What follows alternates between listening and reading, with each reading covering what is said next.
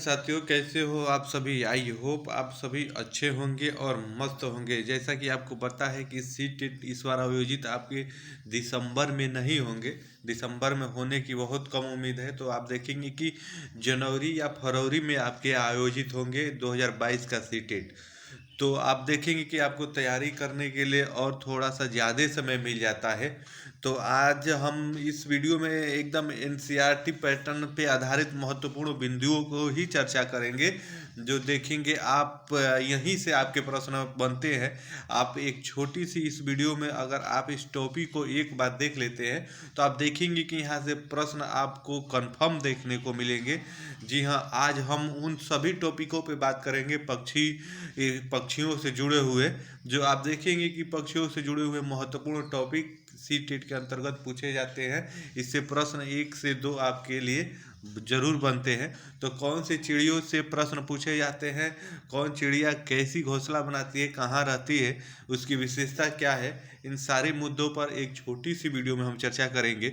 तो आइए इस वीडियो की शुरुआत करते हैं।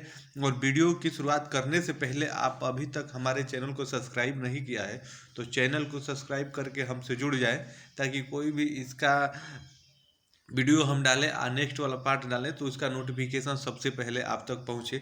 तो आइए वीडियो की शुरुआत करते हैं और सबसे देखेंगे ये एनसीईआरटी पैटर्न पर आपके सीटेट सिलेबस के वाइज ये आपका टॉपिक है। तो आइए सबसे पहले इसमें ये देखेंगे। तो आप ये देखेंगे एनसीएफ ये इसमें देखेंगे।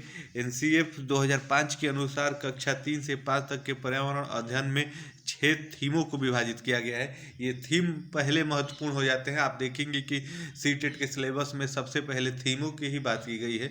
तो ये थीम आपके लिए महत्वपूर्ण हो जाते हैं। यहाँ से भी आपके एक प्रश्न बनते हैं। तो आप देखेंगे कि पहला थीम आपका परिवार है, यहाँ पे आप बना लेंगे परिवार और मित्र हो जाता है। वही आपका दूसरा देखेंगे भोजन हो जाता है।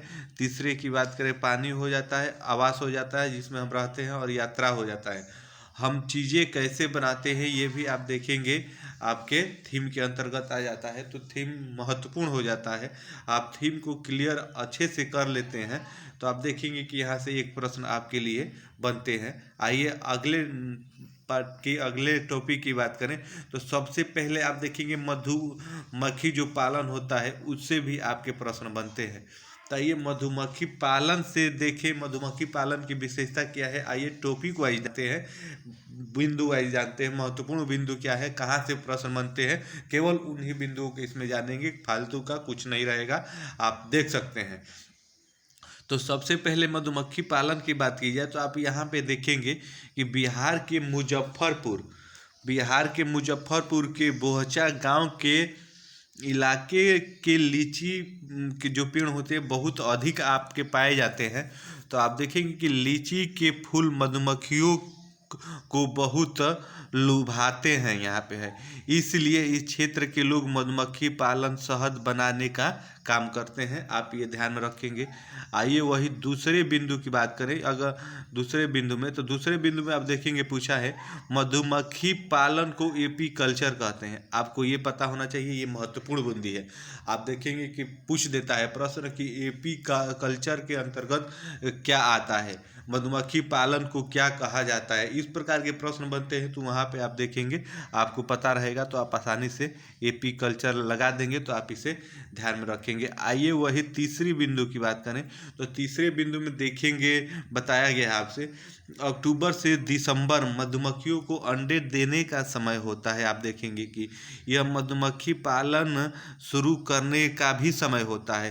तो आप इस बिंदु को ध्यान में रखेंगे। यहाँ पे पूछ देता है कि मधुमक्खी पालन कब से कब तक किया जाता है, तो आपको पता रहेगा अक्टूबर से दिसंबर तक किया जाता है, तो आप आसानी से लगा देंगे। अगर आपने पिछला सीटेट दिया होगा तो वहाँ पे आपने देखा होगा कि यहाँ से एक प्रश्न बना था, डायरेक्ट प्रश्न पूछा था कि मधुमक्खी पालन कब से कब तक किया जाता है। तो यहीं से आप देखेंगे कि पक्षी को ये वीडियो देख लेते हैं, केवल पक्षियों पे आधारित होगा, इन चींटियों पे आधारित होगा, इन पे आधारित होगा। तो अगर इन वीडियो को आप एक बार देख लेते हो आप देखेंगे कि आपके लिए काफ़ी आसानी होगी। टॉपिक वाइज हम आज से इसका वो रिव्यू करते चलेंगे, उसकी पढ़ाई करते चलेंगे, ताकि आपको आने वाले सीटेट की परीक्षा में कोई दिक्कत ना हो, आप आसानी से आपको ध्यान आ जाए, आप छोटी छोटी वीडियो देखे रहेंगे तो आपको देखेंगे कि काफ़ी फायदेमंद होगा। आइए आगे देखते हैं। तो उसके बाद अगला बिंदु इसमें देखेंगे, अगला बिंदु है आपका इसमें दिया है, लीची के फूल फरवरी में खिलते हैं, यहाँ पे है, ये बना लीजिएगा, खिलते हैं तो बना लीजिएगा। तो देखेंगे कि लीची के फूल जो खिलते हैं वही काफ़ी महत्वपूर्ण हो जाते हैं आपकी मधुमक्खी पालन में, आप इस बात को भी ध्यान में रखेंगे।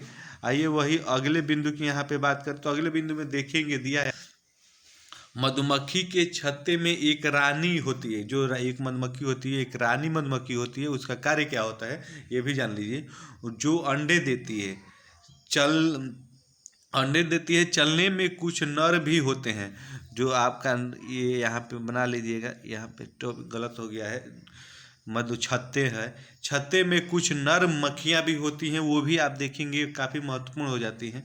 आइए वही अगले बिंदु की बात करें तो अगले बिंदु में आप देखेंगे छत्ते में बहुत सारी काम करने वाली जो आपकी मधुमक्खियाँ होती हैं वो भी होती हैं, यह दिन भर काम करती हैं।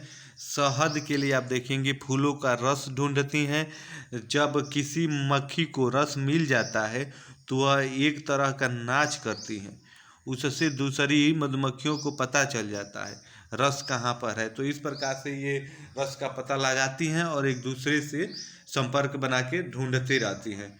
तो ये आप इस टॉपिक को ध्यान में रखेंगे। आइए वही अगले पॉइंट की बात करें तो अगले पॉइंट में देखेंगे वह रस से शहद बनाती है और छत्ता बनाने का कार्य भी इन्हीं का होता है और बच्चे पालने का भी इन्हीं का होता है, रानी मधुमक्खी का, आप इसे भी ध्यान में रखेंगे।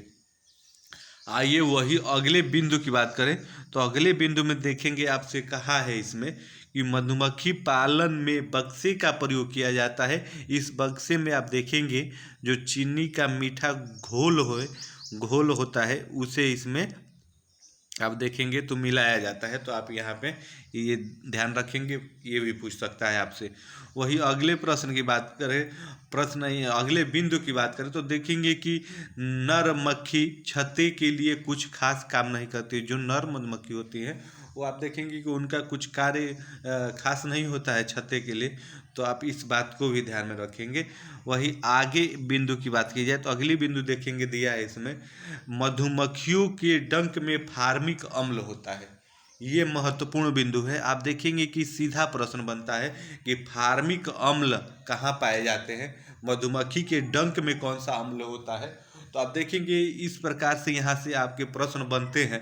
तो ये रहे मधुमक्खी पालन से जुड़े हुए कुछ महत्वपूर्ण तथ्य, महत्वपूर्ण बिंदु।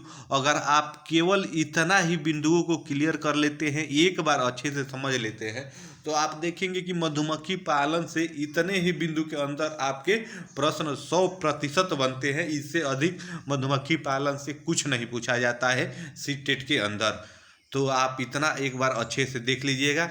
आइए अगले बिंदु की बात करें, अगले की बात करें तो इसमें आप देखेंगे इसमें बात की गई है आपकी चींटी की, तो चींटी के अंतर्गत क्या महत्वपूर्ण बिंदु हो जाता है, चिट्ठी से कहाँ से प्रश्न बनते हैं, तो केवल उस महत्वपूर्ण बिंदु को ही हम जानेंगे। तो आइए इस चिट्ठी के महत्वपूर्ण बिंदुओं को जानते हैं। तो पहला बिंदु इसमें आप देखेंगे आपका है इसमें कि चींटियाँ मिलजुल कर कार्य करती हैं और चींटियों का काम बटा रहता है। जो चींटियाँ होती है मिलजुल कर सारा काम अलग अलग करती है, सभी चींटियों का कार्य बटा रहता है, यही इसमें आपका बताने का मतलब है। वही इसमें आप देखेंगे अगला इसमें ये भी बताया गया है कि इसमें आप देखेंगे एक रानी चींटी अंडे देती हैं, जो रानी चींटी आपकी होती है इसमें चींटियों के अंतर्गत, तो वही अंडे देती हैं। वही सिपाही चींटी का कार्य आप देखेंगे, सिपाही चींटी का कार्य होता है जो घोंसला होता है उसकी ये सुरक्षा करते हैं, तो सिपाही चींटी का कार्य घोंसले की सुरक्षा करना होता है। वही अगले बिंदु की बात करें तो अगले बिंदु में आप देखेंगे काम करने वाली चींटियाँ जो काम करती हैं, चींटियाँ भोजन ढूंढकर बिल तक पहुंचाती हैं। जो चींटी काम करने वाली होती है तो आप देखेंगे कहीं से भी भोजन ढूंढ के वो बिल तक पहुंचाने का आपका कार्य करती हैं, तो इस प्रकार का उनका कार्य बटा रहता है। वही आगे देखेंगे तो चींटियाँ चलते समय जमीन पर कुछ गंध छोड़ती है, यहाँ पे वो है, जैसे चलते जाएंगे, आपको भी पता है चींटियाँ लाइन में चलती हैं, तो वो अपने साथ अपने पीछे गंध छोड़ते जाती हैं, जिससे पीछे की आप देखेंगे सूंघकर आने वाली चींटियों का रास्ता मिल जाता है। जो भी उसके पीछे चींटी आती है वो उसे सूंघते हुए वहाँ तक पहुँच जाती है। तो ये आपका महत्वपूर्ण हो जाता है। वही इसमें एक महत्वपूर्ण टॉपिक ये है, आप ये देखेंगे कि जो दीमक और ततैया होते हैं इसी समूह में रखे जाते हैं। आप ये भी महत्वपूर्ण हो जाता है, ये काफ़ी महत्वपूर्ण हो जाता है, आप इसे ध्यान में रखेंगे। अगर पूछ दे कि दीमक और ततैया को किस समूह में रखा जाता है तो चींटियों का समूह में रखा जाता है। आप इस बिंदु को भी ध्यान में रख के चलेंगे। वही आइए आगे बात करें यहाँ पे रेशम के कीट के बारे में। रेशम का कीट भी आप देखेंगे, रेशम के कीट से भी महत्वपूर्ण प्रश्न आपके बनते हैं सी टेट के अंदर। तो आइए इसकी बात करें। तो रेशम का कीट, रेशम के कीट से कहाँ से प्रश्न बनते हैं उस बिंदु को जान लेते हैं। तो सबसे पहले आप इसमें बस इतना ही ध्यान में रखिएगा कि रेशम का कीड़ा अपनी मादा को इसकी गंध से कई किलोमीटर दूर से पहचान लेता है। और बस आप इसमें महत्वपूर्ण बिंदु हो जाता है, आप इतना ही ध्यान रखिएगा कि जो रेशम का कीड़ा होता है अपनी मादा जो रेशम के कीट होते हैं उसको बहुत दूर से ही पहचान लेता है। तो ये आप ध्यान में रखेंगे। आइए वही अगले बिंदु पे बात करें, मच्छर। आप देखेंगे कि मच्छर से भी प्रश्न आपकी सी टेट के अंदर बनते हैं। तो आप मच्छर के महत्वपूर्ण बिंदु को जानेंगे, कहाँ से प्रश्न इसमें बनते हैं। तो सबसे पहला बिंदु इसमें आप देखेंगे कि मच्छर हमारे शरीर की गंध, खासकर पैरों के तलवे की, और आप देखेंगे कि हमारे शरीर की गर्मी से हमें ढूंढ लेते हैं। तो आप इसको ध्यान में रखेंगे, यहीं से आप देखेंगे कि प्रश्न बनते हैं। जो भी ये केवल महत्वपूर्ण बिंदुओं को ही हमने लिया है, इसमें कुछ फालतू का नहीं है। अगर आप सी टेट की तैयारी करते हैं और सिलेबस वाइज तैयारी करते हैं तो आपको पता होगा कि सी टेट में आपके प्रश्न कहाँ से बनते हैं। तो आइए वही अगले बिंदु की बात करें।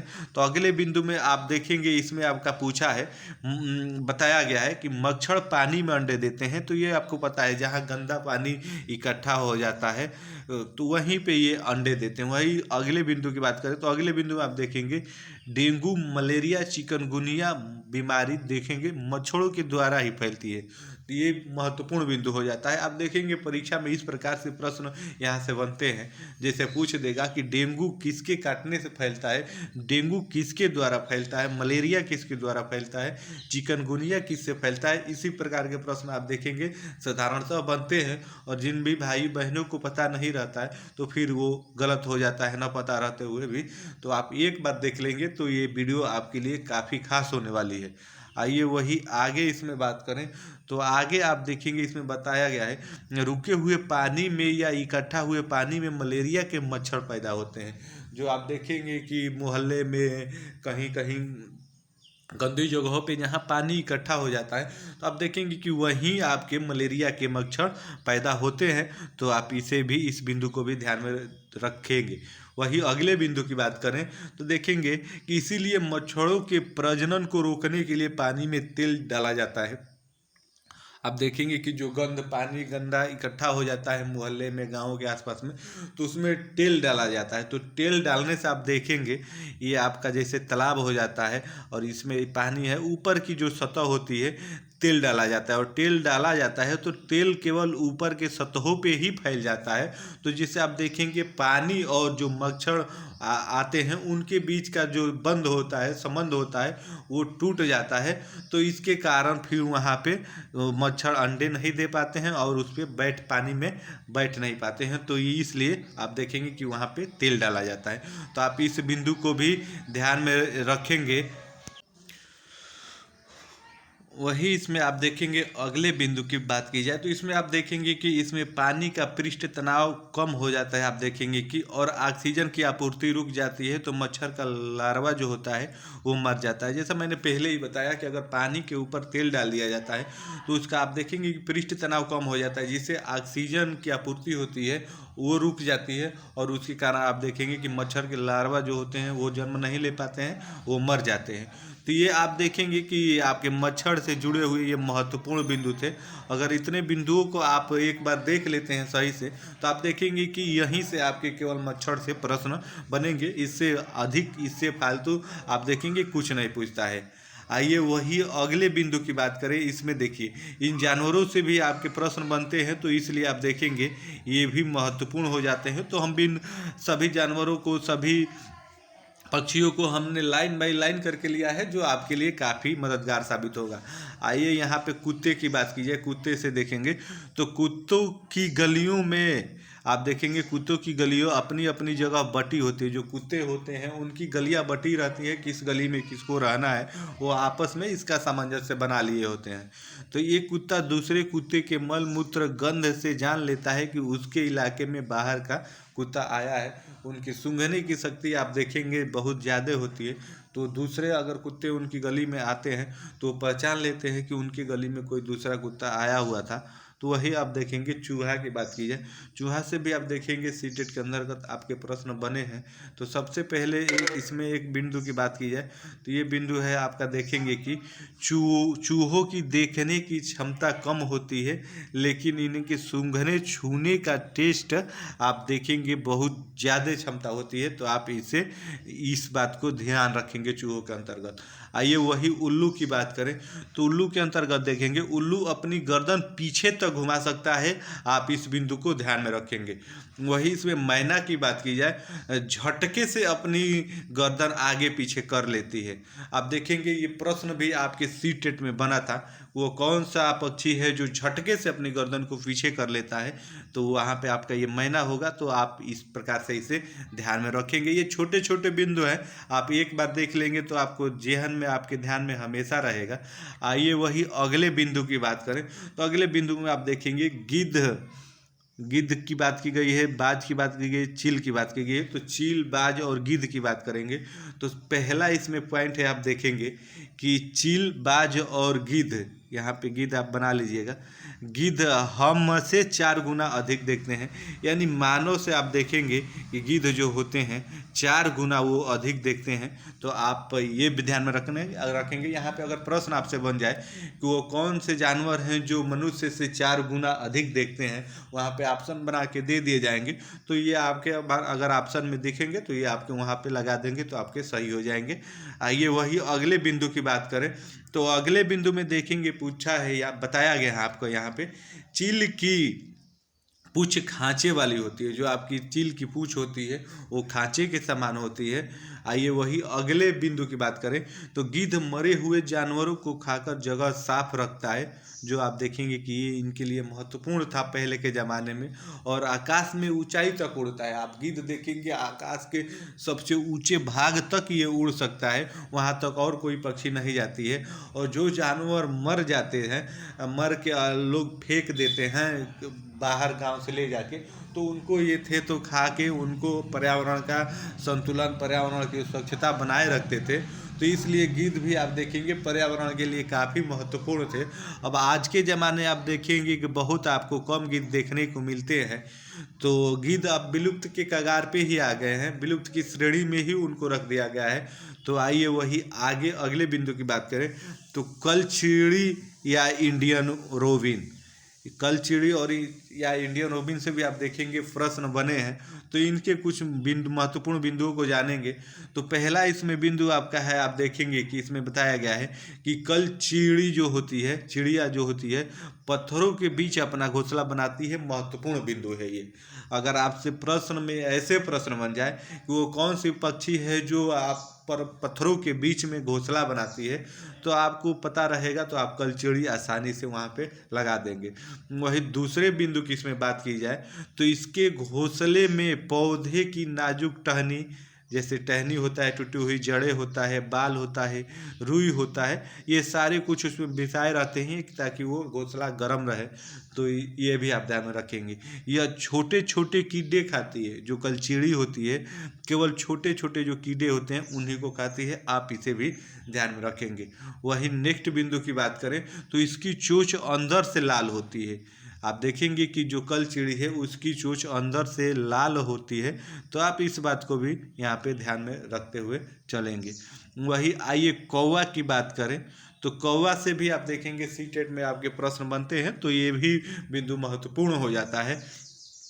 तो सबसे पहले इसमें हम ये देखेंगे, कौवा के घोंसले में लोहे के तार, लकड़ी की टहनियाँ जैसी चीज़ें आप देखेंगे उसमें पाई जाती हैं, तो आप इसे ध्यान में रखेंगे। वही अगले बिंदु की बात करें तो अगले बिंदु में देखेंगे, कौवा पेड़ की ऊंची डाल पर अपना घोंसला बनाते हैं, आप ये भी ध्यान में रखेंगे। आप देखेंगे पिछली बार भी यहाँ से प्रश्न एक बना था किसी शिफ्ट में, वहाँ पे पूछा था कि पेड़ की सबसे ऊंची डाल पे कौन घोंसला बनाता है, तो आपका कौवा बनाता है। तो आप इस बिंदु को भी ध्यान में रखेंगे। वही अगले बिंदु की इसमें बात की जाए तो अगले बिंदु में आप देखेंगे यहाँ पे कहा है कि कोयल अपना घोंसला नहीं बनाती है, ये आपको अच्छे से पता है। कोयल अपना घोंसला नहीं बनाती है, वह कौवे के घोंसले में अंडा देती है, तो ये महत्वपूर्ण बिंदु है, ये भी आप इसे ध्यान में रखेंगे।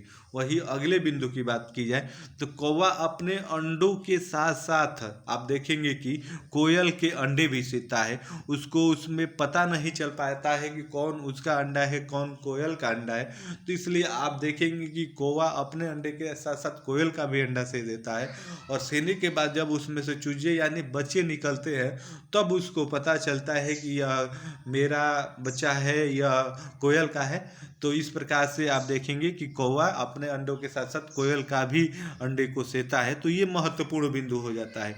वही आगे आइए कुछ इन पक्षियों के बारे में बात करते हैं। तो सबसे पहले आप इसमें ये देखेंगे जो आपका पागता पक्षी है, पागता पक्षी से भी आप देखेंगे प्रश्न बनते हैं, तो इसमें का भी महत्वपूर्ण बिंदु आप जान लीजिए। पागता कैक्टस कांटों के बीच या मेहंदी के मेढ़ पर अपना घोंसला बनाता है, आप इतना इसमें ध्यान रखेंगे तो आपके लिए काफ़ी होगा सीटेट में।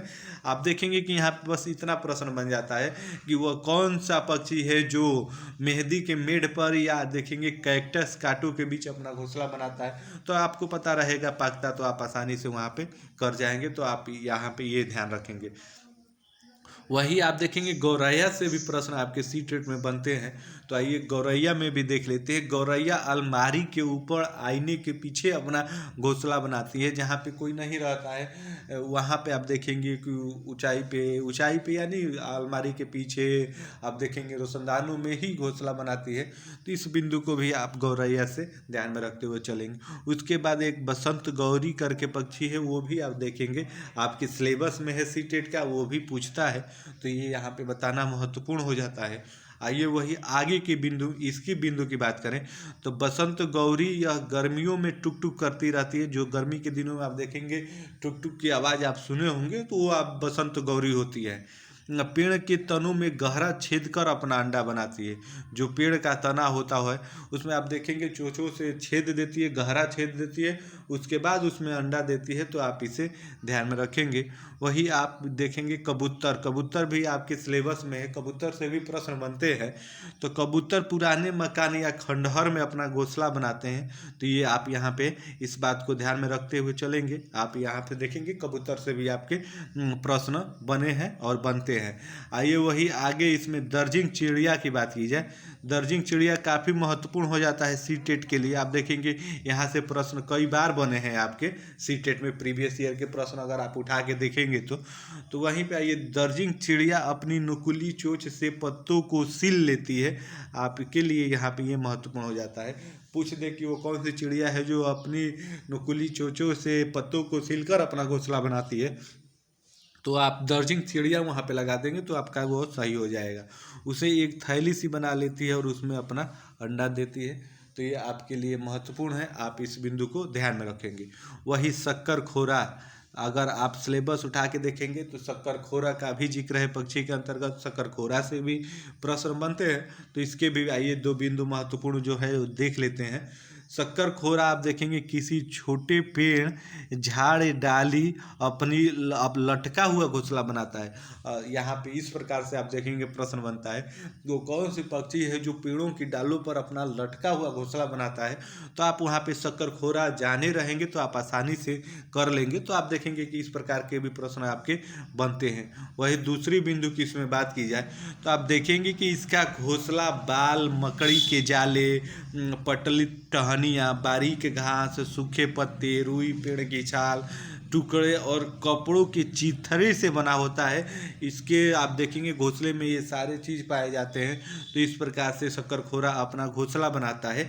आइए वही अगले बिंदु की बात की जाए तो आप देखेंगे कि एक नर व्यूअर पक्षी है, ये भी आपके सिलेबस में है और आपका यहाँ से भी प्रश्न बनता है, तो आप देखेंगे कि ये भी महत्वपूर्ण हो जाता है। तो इसमें आप देखेंगे तो इसमें आपका नर व्यूअर पक्षी अपने घोंसले बनाते हैं, मादा व्यूअर सभी घोंसलों को देखती हैं और उसमें जो घोंसला पसंद आ जाता है आप देखेंगे उसी में ये अंडे देती है। तो आप इसे ध्यान में रखेंगे, जो नर व्यूअर आपका होता है वो घोंसला बनाता है और जो आपकी मादा व्यूअर होती है वो सारे घोंसलों को बारी बारी से करके देखती है और जो घोंसला उसे पसंद आ जाता है उसी में वो केवल अंडा देती है। तो आप ये भी ध्यान में रखेंगे। आइए अंतिम में देखते हैं पक्षियों से जुड़े हुए कुछ महत्वपूर्ण बिंदु जो आपके लिए महत्वपूर्ण हो जाएंगे। अगर आप एक बार इसे देख लेते हैं, समझ लेते हैं, सुन लेते हैं तो आपके ध्यान में आसानी से काफ़ी अच्छे से रहेगा। हमने इस वीडियो में इस PDF में केवल उन्हीं बिंदुओं को लिया है जो आप देखेंगे कि CTET के सिलेबस के अकॉर्डिंग है, NCERT के अकॉर्डिंग है। केवल प्रश्न आपकी यहीं से बनते हैं, बिंदु वाइज लिया है। तो आप अगर इन बिंदुओं को देख लेते हैं तो आपके लिए काफ़ी फायदेमंद होगा, आपको खुद इस बात का एहसास होगा आप परीक्षा में बैठेंगे तो आइए पक्षी के अंतर्गत कुछ महत्वपूर्ण बिंदु की बात करें तो सबसे पहले इसमें आप देखेंगे पहला बिंदु है, पक्षी केवल अंडे देने के लिए घोंसला बनाते हैं, जब अंडों से बच्चे निकल जाते हैं तो घोंसला छोड़ के उड़ जाते हैं। तो आप इस बिंदु को यहाँ पे ध्यान में रखेंगे, जो पक्षी होते हैं केवल घोंसला वो अंडे देने के लिए बनाते हैं, जब अंडों से बच्चे बाहर निकल आते हैं तो आप देखेंगे कि घोंसला छोड़ के उड़ जाते हैं। तो इस बिंदु को आप याद रखेंगे, ध्यान में रखेंगे। वही दूसरे बिंदु की बात की जाए तो दूसरे बिंदु में आप देखेंगे यहाँ पे घोंसला छोड़कर पक्षी अलग अलग जगह चले जाते हैं, पेड़ों पर, जमीनों पर, पानी में, जो जहाँ रहता है उसके बाद जैसी पक्षी का नेचर रहता है तो अंडे देने के बाद वो अपने अपने जगहों पे चले जाते हैं। तो ये बिंदु आपके लिए महत्वपूर्ण है। आइए एक अगले बिंदु की बात की जाए तो अगले बिंदु में आप देखेंगे अधिकतर पक्षी की आंखें उनके सिर के दोनों तरफ होती है। जो पक्षी होता है, अब आप देखेंगे पक्षी के सिर जो होते हैं उनके दोनों तरफ उनकी आंखें होती हैं। तो आप इस बिंदु को भी ध्यान में रखेंगे, यहाँ से भी आप देखेंगे कि प्रश्न बनते हैं। आइए वही अगले बिंदु की बात की जाए तो अगले बिंदु में देखेंगे पक्षी एक ही समय में दो अलग अलग चीज़ों को एक साथ देख लेते हैं, यानी उस पर नज़र डाल लेते हैं। जैसे मान लीजिए दो चीज़ें रहता है और ये एक पक्षी है, तो इन दोनों चीज़ों पे ये पक्षी अलग अलग नज़र अपना डाल लेती हैं। तो ये पक्षी की खासियत होती है, तो आप इसे भी ध्यान में रखेंगे। वही अगले बिंदु की बात की जाए तो जब अलग अलग चीज़ों पर केंद्रित करते हैं तो उनका देखने का दायरा बढ़ जाता है। यानी जैसे ये दोनों अलग अलग चीज़ें हैं और इन पे अपना ध्यान केंद्रित करते हैं वो लोग पक्षी, तो आप देखेंगे कि उनके देखने का दायरा बढ़ जाता है। तो ये भी महत्वपूर्ण बिंदु है, आप ध्यान में रखेंगे। आइए वही अगले बिंदु की बात की जाए तो जब यह बिल्कुल सामने देखते हैं तो इनकी दोनों आंखें एक ही जगह पर होती है। ये महत्वपूर्ण बिंदु है। जैसे एक ही चीज़ पर ये देखेंगे तो इनकी आंखें जो होती है टिकी रहती है एक ही चीज़ पे। तो ये आप देखेंगे यहाँ पे भी ये आपके लिए महत्वपूर्ण बिंदु है। वही अगले बिंदु की इसमें बात की जाए तो आप देखेंगे ज़्यादातर पक्षियों की आँखों की पुतली घूम नहीं सकती हैं, वह गर्दन घुमाकर ही आसपास देखते हैं। आप देखेंगे कि पक्षियों की आँखों की पुतलियाँ घूमती नहीं हैं, तो आप देखेंगे किसी भी पक्षी की तो गर्दन घुमा के ही इधर उधर देखती हैं। तो ये भी बिंदु आप ध्यान में रखेंगे। वही अगले बिंदु की बात करें तो आप देखेंगे कि पक्षियों के पंख उनके उड़ने में मदद करते हैं। आपको ये भली भांति पता है, पक्षियों के पंख उनके उड़ने में मदद करते हैं और उन्हें गर्माहट भी देते हैं। कभी ठंडी में आप देखेंगे कि ठंडी में पक्षी आराम से भी पेड़ पर बैठ जाते हैं और उनको ठंड नहीं लगता है। तो जो उनके पंख होते हैं उनके शरीर को काफ़ी गर्माहट प्रदान करते हैं। उनके नए पंख आते रहते हैं और पुराने पंख झड़ते रहते हैं। जो नए पंख आ जाते हैं तो आप देखेंगे कि पुराने पंख उनके झड़ जाते हैं। तो ये भी महत्वपूर्ण बिंदु है। आइए वही एक और बिंदु की बात की जाए तो आप देखेंगे कि कुछ पक्षी अलग अलग खतरों के लिए अलग अलग आवाज़ें निकालते हैं। सारे पक्षी जो होते हैं अपने हिसाब से आप देखेंगे कि जो भी खतरा होता है उसके हिसाब से वो आवाज़ निकालते हैं। तो आप देखेंगे इसमें आप बताया गया है कि जैसे उड़कर आने वाले दुश्मन, कोई दुश्मन है अगर उड़कर उन पर हमला करता है तो उसके लिए वो अलग आवाज़ निकालते हैं, और जो ज़मीन पे चलकर उन पर हमला करने आते हैं तो आप देखेंगे कि उसके लिए वो अलग आवाज़ निकालते हैं। तो ये महत्वपूर्ण बिंदु हो जाता है। वही अगले बिंदु की बात की जाए तो इस बिंदु में आप देखेंगे पक्षियों के कान दिखते नहीं हैं। जो पक्षी के कान होते हैं आप देखेंगे नहीं, अगर आपने देखा होगा, आपने गौर किया होगा तो आप देखेंगे कि पक्षियों के कान नहीं दिखते हैं, लेकिन इनके सिर के दोनों तरफ छोटे छोटे छेद होते हैं, छिद्र होते हैं, जो आप देखेंगे कि आँख से ढके रहते हैं। पक्षी इन्हीं की मदद से सुनते हैं। आप इस बात को ध्यान में रखेंगे, पक्षी के जो आपके वो सर होते हैं वो सर के ऊपर ही कान होते हैं, छिद्र के समान कान होते हैं, जो आप देखेंगे कि दूर से नहीं दिखाई देंगे और उन्हीं के माध्यम से पक्षी सुनते हैं। तो ये थे आप देखेंगे कि महत्वपूर्ण वो बिंदु पक्षियों से जुड़ा हुआ जो आपकी सीटेट के सिलेबस के अकॉर्डिंग है, एनसीईआरटी पैटर्न के अकॉर्डिंग है। आप देखेंगे कि अगर आप इतना वीडियो को एक बार अच्छे से देख लेते हैं, समझ लेते हैं, तो पक्षियों का टॉपिक ही आपके लिए ख़त्म हो जाएगा। यहीं से बस आपके लिए प्रश्न बनेंगे। तो ये वीडियो आपके लिए महत्वपूर्ण है। आगे के पार्ट में हम आपको पक्षियों से जुड़ा हुआ केवल प्रश्न करा देंगे। प्रीवियस ईयरों में कैसे प्रश्न आए पक्षियों से जुड़ा हुआ, तो पक्षियों से जुड़ा हुआ केवल प्रश्न करा देंगे। तो उसके बाद आपके लिए टॉपिक कंफर्म हो जाएगा, अच्छे से तैयार हो जाएगा। तो आप टॉपिक वाइज अगर तैयारी करते हैं, देखते चलते हैं, तो आप देखेंगे कि आपको खुद रियलाइज होगा, एहसास होगा कि आपकी तैयारी अच्छी है। तो ये कैसी लगी ये पक्षियों वाली वीडियो क्या आप ज़रूर बताइएगा। इसका जो प्रश्न होगा, किस प्रकार के प्रश्न पूछे गए हैं, तो हम वो भी आपको वीडियो बना के एक अलग से पक्षियों का बता देंगे। तो आप हमसे जुड़े रहने के लिए हमारे चैनल को सब्सक्राइब करके हमसे जुड़ जाइए, ताकि कोई भी वीडियो डालें तो उसका नोटिफिकेशन सबसे पहले आप तक पहुँचे। तो फिर मिलते हैं नेक्स्ट वीडियो में नेक्स्ट टॉपिक के साथ। तब तक के लिए आप सभी को जय हिंद, धन्यवाद।